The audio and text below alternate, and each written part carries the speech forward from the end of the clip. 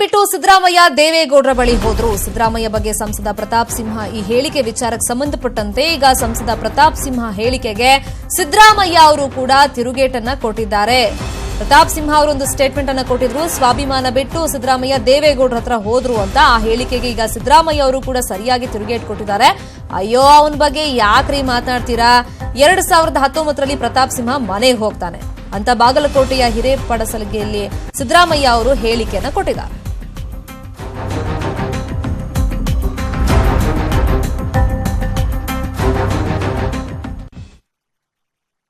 ದಿನೇಶ್ ಗುಂಡೂರಾವ್ಗೆ ಒಂದು ಮಾತು ಕೇಳಲಿಕ್ಕೆ ಬಯಸ್ತೀನಿ.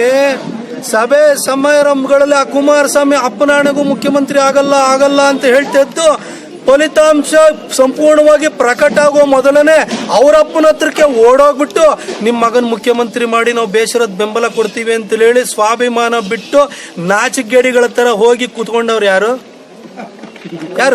ದಿನೇಶ್ ಗುಂಡೂರಾವ್ ಅವ್ರ ಗುರುಗಳಾದಂತ ಸಿದ್ದರಾಮಯ್ಯನವ್ರೆ ಅಲ್ವಾ? ಇಂಥವ್ರ ಮಾತುಗಳಿಗೆ ನಾವು ಬೆಲೆ ಕೊಡ್ಬೇಕು ಅವರಿಗೆ.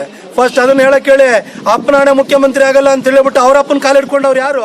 ದಿನೇಶ್ ಗುಂಡೂರಾವ್ಗೆ ಒಂದು ಮಾತು ಕೇಳಲಿಕ್ಕೆ ಬಯಸ್ತೀನಿ. ಸಭೆ ಸಮಾರಂಭಗಳಲ್ಲಿ ಆ ಕುಮಾರಸ್ವಾಮಿ ಅಪ್ಪನಾಣೆಗೂ ಮುಖ್ಯಮಂತ್ರಿ ಆಗಲ್ಲ ಅಂತ ಹೇಳ್ತಾ ಇದ್ದು, ಫಲಿತಾಂಶ ಸಂಪೂರ್ಣವಾಗಿ ಪ್ರಕಟ ಆಗುವ ಮೊದಲನೇ ಅವರಪ್ಪನ ಹತ್ರಕ್ಕೆ ಓಡೋಗ್ಬಿಟ್ಟು ನಿಮ್ಮ ಮಗನ ಮುಖ್ಯಮಂತ್ರಿ ಮಾಡಿ ನಾವು ಬೇಸರದ ಬೆಂಬಲ ಕೊಡ್ತೀವಿ ಅಂತ ಹೇಳಿ ಸ್ವಾಭಿಮಾನ ಬಿಟ್ಟು ನಾಚಿಗೇಡಿಗಳ ತರ ಹೋಗಿ ಕೂತ್ಕೊಂಡವ್ರು ಯಾರು?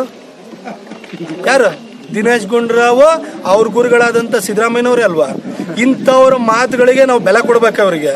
ಫಸ್ಟ್ ಅದನ್ನ ಹೇಳಕ್ ಹೇಳಿ, ಅಪ್ಪನಾಣೆ ಮುಖ್ಯಮಂತ್ರಿ ಆಗಲ್ಲ ಅಂತ ಹೇಳಿಬಿಟ್ಟು ಅವರಪ್ಪನ ಕಾಲಿಡ್ಕೊಂಡವ್ರು ಯಾರು? ದಿನೇಶ್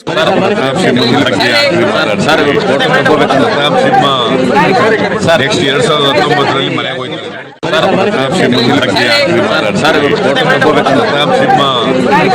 ನೆಕ್ಸ್ಟ್ 2019ರಲ್ಲಿ ಮನೆಗೆ ಹೋಯ್ತಾರೆ.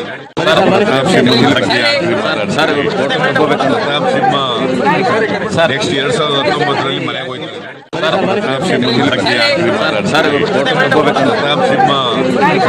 ನೆಕ್ಸ್ಟ್ 2019ರಲ್ಲಿ ಮನೆ